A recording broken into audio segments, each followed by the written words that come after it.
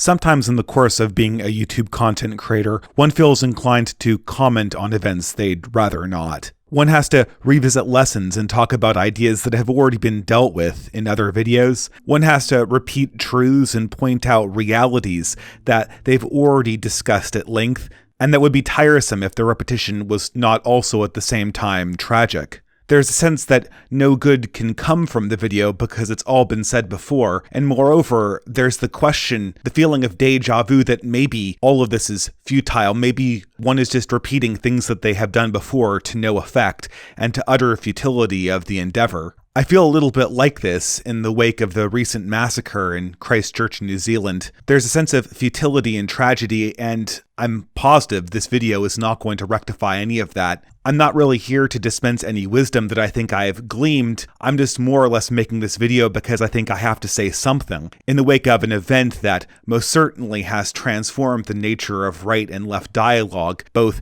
in America and in the West as a whole. Now, to repeat things, for those of you who have not been paying attention to the news for the last few days, I'm making this video in response to a recent shooting in Christchurch, New Zealand, where an Australian man opened fire at a mosque and killed somewhere around 50 people. Now, strangely enough, what marks this particular event as being, I think, a turning point in right versus left dialogue and not just another instance of terrorism, another step in the cycle of hate, and another example of the world getting scarier by the day, is the fact that this particular perpetrator released a manifesto and actually created recordings of the shooting, in which he specifically called out memes commonly found in online areas, sites like 4chan and other memes that have been floating around, generally of a conservative or counter-progressive nature. Moreover, from what we can glean about the shooter's motivations, the killer wanted this specific instance, his mass murder, to be a triggering spark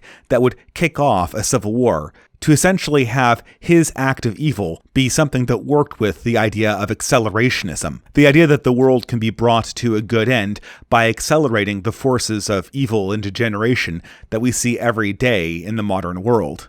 The perpetrator seemed to believe that his particular act of violence would cause an acceleration on the left, as the left began to crack down on free expression online and off, as the left would naturally become more censorious and less tolerant of other counter-progressive opinions. In turn, it appears that the killer hoped that in response, the right wing would have to become more radical and more focused on achieving radical ends. This, in short, is accelerationism. It's an ideology born, if nothing else, out of despair. Despair with the modern world, despair with the modern condition. And it's a position and attitude that I'm very familiar with. Just like the memes the killer used in his manifesto and in his videos, one can view acceleration as thinking everywhere on the internet, everywhere in the distant right movement. People aren't waking up to the manifest problems of modernity. People aren't seeing the issues that you deal with. What is the solution? Well, accelerate things. Hope that the worst happens, in the hope that the worst will eventually wake people up. And in this killer's case, accelerationism didn't mean just hoping for the worst, but actively ensuring that it came about. Again, this story is 4 days old at this stage, and to be quite honest, I've put off making a video about this because the circumstances are so entirely depressing, not just from the humanitarian cost, but also for what it means to anyone who hopes to have a successful counter-progressive movement. As people may be aware who watch this channel, I've been involved in kicking off a new counter-progressive organization dedicated to social justice and improving things. And one of the first actions I felt was necessary, after prayer of course, was to donate some of the money collected to the support of the victims of the Christchurch shooting. As depressing as it is to realize, and as futile as the gesture of giving a small amount of money will likely turn out to be, there really didn't seem to be anything that could be done. And that's not to say that the Christchurch shooting will have no consequence. It absolutely will. There has been an acceleration. This is some kind of turning point. There are renewed calls for censorship on all platforms and social media. The left narrative of all ideas that are not progressive being essentially dangerous has been vindicated in the minds of their own thinkers and in the minds of the public. And given the specific nature of the killer's memeing, it has become almost impossible to plausibly deny a connection between online dissident right movements and people who perpetrate violence on an international level. For the censorious left, the sun is shining, and they will make hay out of this particular incident. Human tragedy or not, politics always goes forward. And what does the left want going forward?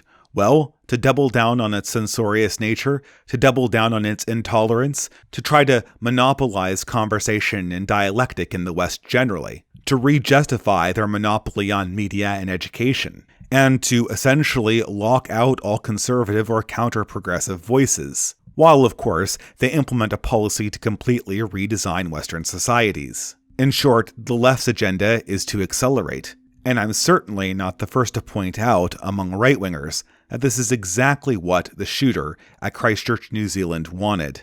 The left is delivering on the promises of his manifesto. And in all of this, it seems like those on the distant right that have genuinely benevolent motivations are left somewhat adrift. It seems that there is very little for us to do. Already, it's been approximately 4 days since the shooting, at least at the time of this recording, that is. And there have been no shortage of videos from right-wingers discussing the events, discussing the shooting, discussing the obvious and predictable fallout and reaction from the left. But among the idea makers, among people who have right-wing ideas channels, there's been very little insight. There's been very little said other than to point out the obvious fact that the left is fast at work, doing exactly what the shooter wanted them to do and predicted that they would do. In the light of the new dynamic that's being brought about by these acts of violence, it's hard to really know how to react as a right-winger. You can recognize the tragedy and the cost of human life.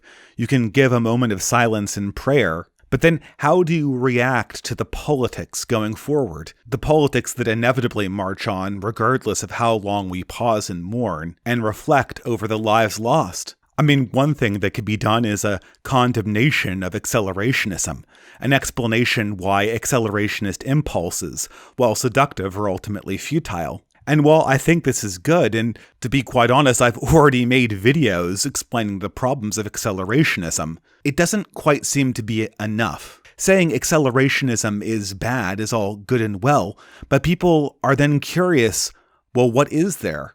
Is there a way forward for people who oppose the progressive motion that our societies are going in?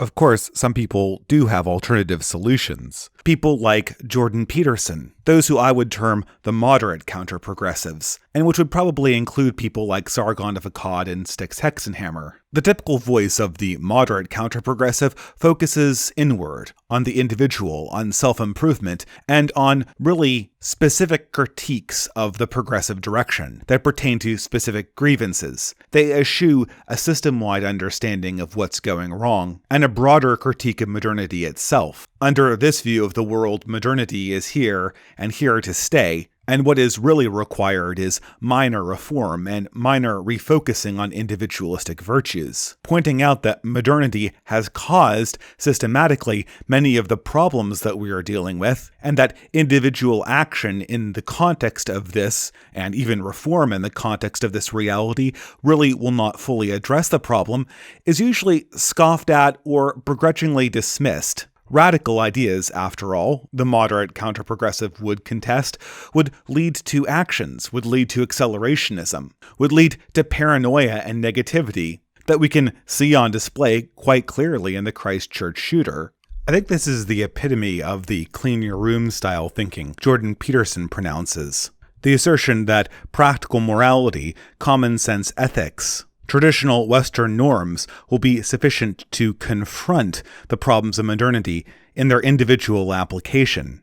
This is something that in many ways I see as the culmination, or perhaps the pinnacle of the Protestant mistake. Like most acute mistakes, it's based on a fundamental truth that ethics are fundamentally individualistic. But it ignores quite a stark reality, the individualistic virtue, discernment of truth, compassion, forgiveness, reciprocity were all designed to be practiced inside a collective context. These were never meant to be purely individualistic virtues. Nor did any of the great Western thinkers who espoused them down through the ages ever imagined that they could be practiced in total isolation of a community that upheld their basic premises. An individual who cleans their room in a society that values cleanliness is one thing. He is practicing a vocation. An individual who sets up to fight for a hard social norm in opposition to all incentives his society puts in front of him, and in opposition to the norms and community thought at his time, is setting himself up for failure.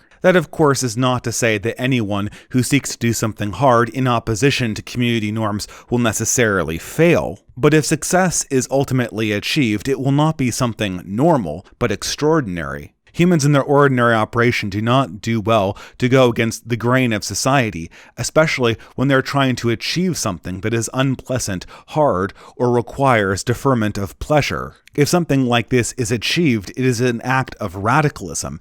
It is a radical break, a departure. Something we can't expect to be ordinary or even necessarily restricted just to the individual. And here, it seems, is where Jordan Peterson and the rest of the moderate counter-progressives really fall down. They don't come to terms with the fact that they're asking for radicalism.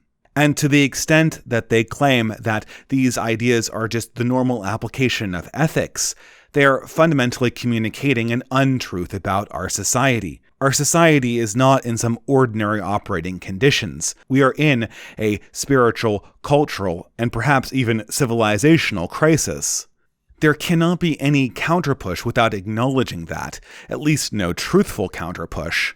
And if this counterpush is going to contain normal people, ordinary individuals, and not just scions and saints of virtue, it will necessarily have to create communities of virtue, collectives that work for collective goals and collective interests. This is the only way changes like this have ever occurred. But herein, of course, comes the rub. What does an organized, populist, counter-progressive, and non-individualist movement even look like in modern times? All the avenues for pursuing these ends seem to be shutting down before our very eyes. At the time of this video's recording, New Zealand is already in the process of banning Dissenter, a browser app developed by the Gab company, in order to allow anyone to comment on any aspect of the internet without moderation. This ban came in the light of the Christchurch shooting, even though that particular social media application had nothing to do with the shooting itself, and really couldn't have based on the timing. The only reason why it was banned was that the killer was associated with the right wing, and that was as good a reason as any to kill a right-wing application and prevent its usage in further organizing people who had counter-progressive interests. And this is the same story again and again and again. Censorship, gatekeeping, and institutional cooperation with the forces that do not want to have any element of the distant right have a seat at the table when it comes to conversations about where our society is going and where it should go. This has been going on for so long I feel bashful including a description of the latest grievance in this video. I feel like I'm repeating myself. The whole channel seems like a broken record. I just have to relate the latest outrage over really unjustifiable censorship and restriction of information from people who want to politically organize. In this situation, I think everyone can see the writing on the wall. If we want action that goes beyond simply self-introspection, we face a very hard road in the present system. And this very predictably is where the accelerationists come in. If things can't operate in the current system, if things can't get better, at least we can hope that things will get better after they get a whole lot worse. And if things need to get worse before they get better, isn't it good to make things worse? Isn't it good to be an agent of change, even if that change is the most horrific change imaginable? Now, I don't want to present accelerationism as simply an ideology for insane murderers. It, in fact, is nothing of the sort. It is a very predictable reaction to the current crisis we face in social trust and communicating problems with the present system. And accelerationism does have very high-profile advocates in the distant right. Before this video, the last real content I created was pushing back on one such accelerationist view coming out of Kurt Doolittle and the Propertarians. But as popular and predictable as accelerationism is as a conclusion, I think here we see the issue with it. The difficulty with accelerationism can be embodied just in the question of what are we accelerating into. The whole mistake behind the idea that it has to get worse before it can get better originates in humans' rather linear understanding of history. We see one event preceding another as we look backwards, but it does not work the same way going forwards. It might be true that things have to get worse before they get better, e.g., that's what we would observe if we looked backwards. But bad things generally happening have no necessary connection to good things that follow. As such, accelerationism is just as likely to propel all groups into chaos and ruin, with no ultimate good coming from anything. There is one additional difficulty with accelerationism that, at this time, should be all too obvious to everyone, and that is that the moment anyone raises the banner of accelerationism as an end, the second we convince ourselves that good can only proceed out of a deeper evil, and the moment we preach that the end justifies the means in a general sense, we raise a ruinous banner over our movement that will attract the most sociopathic, callous, and degenerate people who want nothing more than, in the words of Christopher Nolan's Dark Knight, just watch the world burn. Now, I haven't read the Shooter's Manifesto in its entirety, but I think that there is more than a small possibility that in addition to generally wanting things to accelerate in order to accomplish some right-wing end, the shooter was attracted to accelerationism and the right generally because he was attracted to this very chaotic state. At the possibility that this ideology would require bad things happening had, to him, a certain pornographic nature. As much as I can't psychologize someone that I have never met, I do know that as soon as people start idolizing disaster and ruin, we have sown the seeds of chaos and will reap nothing less than the whirlwind. And that, I think, is where we find ourselves today in the wake of this tragedy. And I don't think anyone has a great answer for it yet. I think it is interesting that the left is doing exactly what the shooter wanted them to do.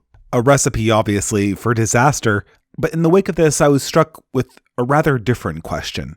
What if we acted differently and took up the goal of accomplishing exactly the opposite of what the killer wanted? What if we set our minds and wills to order, but not simply the order that Jordan Peterson talks about, not simply the rationalistic, middle-of-the-road Greek philosophy concept of order, not simply common sense, not simply clean your room, but something altogether less common and in some ways more heroic. I know to most people this sounds like soft-headed platitudes, but what I'm talking about is very real and truly militant. I think a lot of times the right looks at the left with a little too much envy. We see their institutional power. We see how they're essentially using it to force the national dialogue in their direction, to play on their terms with their preferred words and definitions. We see leftists being able to use the force of corporations and other institutions to have their opponents silenced and removed from contention. We see how the left can treat their own opponents with really no charity, and many times people recognize that as power, a power they would like to possess. But more than being a power, I think fundamentally, the left in the modern world is communicating weakness. The left has walked away from anything that really resembles a discussion, at least in its mainstream forms and most of its radical forms. And I think in doing that, it's signaled cowardice. And it's not simply the left's unwillingness to have a discussion. I remember hearing Millennial Woes talk about what his life would look like if ever he chose to walk away from his racialism, if ever he chose to depart from the movement of the alt-right. And he related quite sincerely that he really didn't have any options.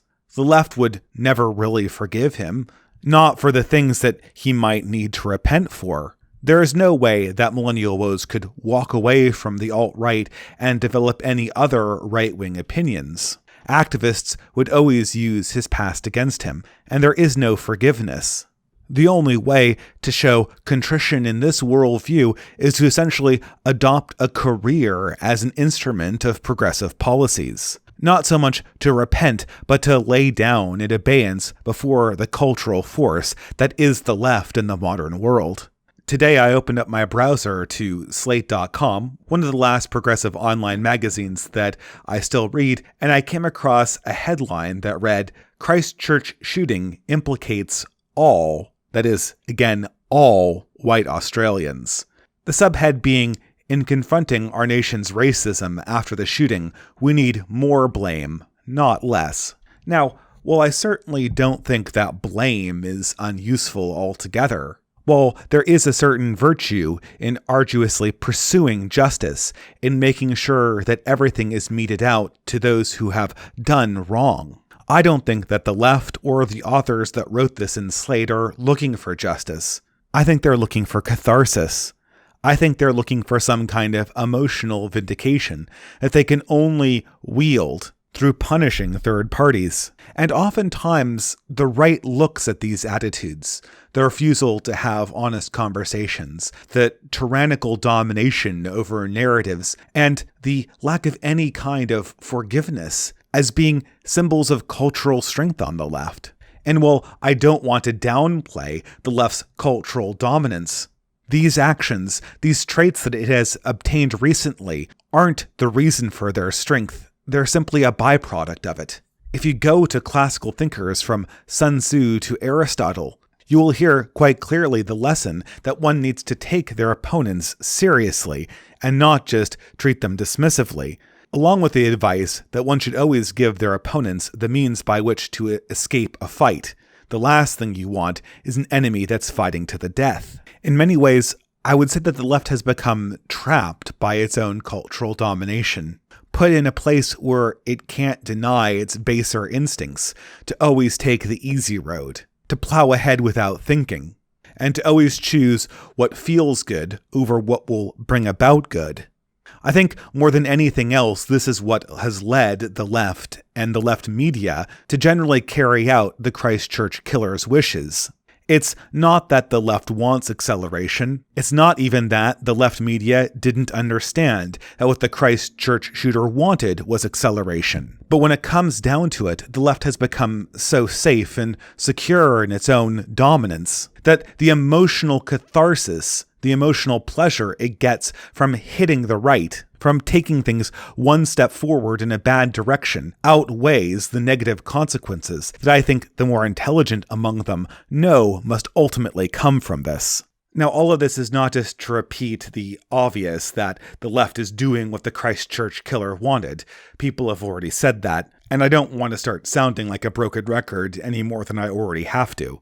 But if we can learn via negativa, understand what to do from what not to do, how would we choose the right path in the same way that the left has chosen the wrong one? If the left's choice of self-satisfied ignorance, censorship, and lack of forgiveness is ultimately not simply callous, but weak, how can we simultaneously be compassionate, imperious, and strong?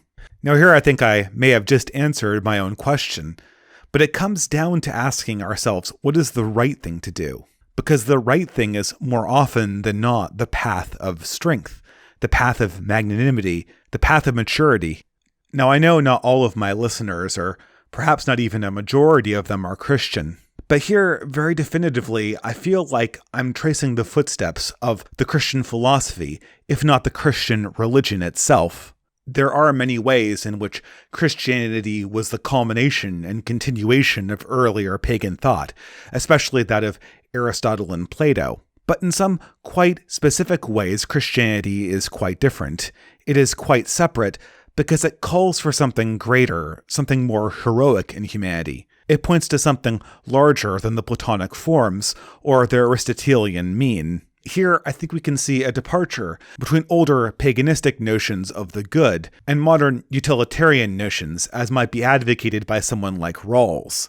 Here, strangely enough, Christianity puts the ethical principle first, the injunction to do good before all else, before all other considerations. It emphasizes humility, even for those who rightly deserve to be proud, forgiveness, even to those that we have no political interest immediately in forgiving. It urges charity and magnanimity to our enemies. But at the same time, in all of these things, Christianity is strong. It is a faith of justice. It is militant. It, at least in my assertion of it, defies both the Nietzschean pagan who thinks that Christianity is a slave religion, and also the modern-day social justice warrior that sees it as a tool of imperialism. Now, none of this, of course, is to commend Christianity as a faith, but only to point out how its virtue system differs and how it is, at this moment at least, in my opinion, essential to how we react to this tragedy. We must learn charity. We must learn humility. We must learn forgiveness. If the left has abandoned these virtues, it is because the left is weak, and by taking them up, we can, at least begin, I think, learn to be strong. Now, I feel here at once like I may have dipped my toe into what most certainly is too large of a topic for me to deal with in just this tiny reaction video. But I'm confronted again with the reactionary adage that one needs to become worthy to rule, and then rule. The order is important. People are looking around for other solutions, for other moral guidelines that they can follow. People are looking for forgiveness that is not simply abasement and surrender to some political force. People are seeking a militancy that will only fight with honor, and it will only take power when it truly has earned it. Right now, the right wing in the West and in America has an entitled attitude. It thinks that if the left collapses, if the civilization breaks down, it will be the inheritor of all that remains. But I just can't see this. Most of the elements of the right haven't built themselves up enough to inherit anything, to be worthy of inheriting anything. They talk all the time about progressives being lazy, but what could be lazier than waiting for something bad to happen in order for your side to take power, however necessary that might be, and restore some semblance of continuing order? It's not that I don't see any admirable leaders on the right. As a matter of fact, admirable leaders are in short supply anywhere we look in our society. But to my mind, this indicates that we've been going about it the wrong way. We have prophesized and despaired first, and worked and built last. The power of the left is ultimately not self-sustaining, but that does not necessarily mean that anyone on the right is ready to receive anything. Can we not learn charity, forgiveness, and humility? Can we not even learn this in a political context? Supporting one another to do whatever good there is to be done, even if things are ultimately going to get worse, even if things are going to accelerate. Atheist or Christian, this is exactly what Christ urged us to do. Regardless of the outside world, we should care for our own actions, not because we are individualists, not because somehow our virtue is going to revive the world through our own efforts, but because this action taps into a greater strength, one that I'm not so sure I fully have the power to explain or expand on in this video, but one that is there nonetheless, and that can be seen very clearly in nobility and sacrifice.